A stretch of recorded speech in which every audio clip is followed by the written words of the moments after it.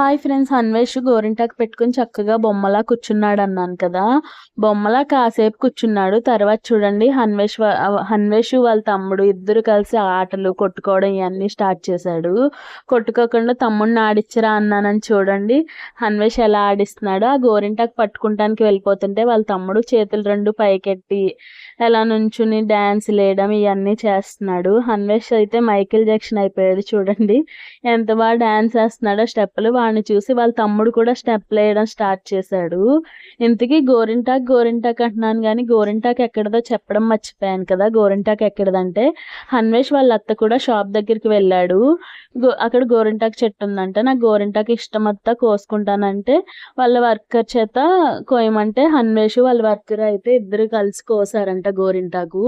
1 hour ఉంచుకున్నాక ఇక కడిగేసుకుంటానమ్మా అంటే, సరే నాన్న కడగొద్దు అని చెప్పి గోరింటాకు మెల్లగా తీసి ఆయిల్ అయితే అప్లై చేసా. కడగడం కన్నా ఆయిల్ అప్లై చేస్తే బాగా రెడ్గా వస్తుంది అంటారని.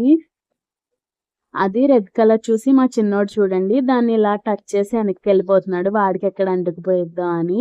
హన్వేష్ 2 చేతులు వాడగా అంటించగానే వాడి ఎక్స్ప్రెషన్స్ చూడండి ఎలా ఇచ్చాడో, భలే క్యూట్గా అనిపించింది నాకు అలా చూడగానే. వీళ్ళిద్దరూ చూడండి ఆటలు భలే ఉన్నాయి కదా. ఈ వీడియో నచ్చినట్టయితే లైక్ చేయండి.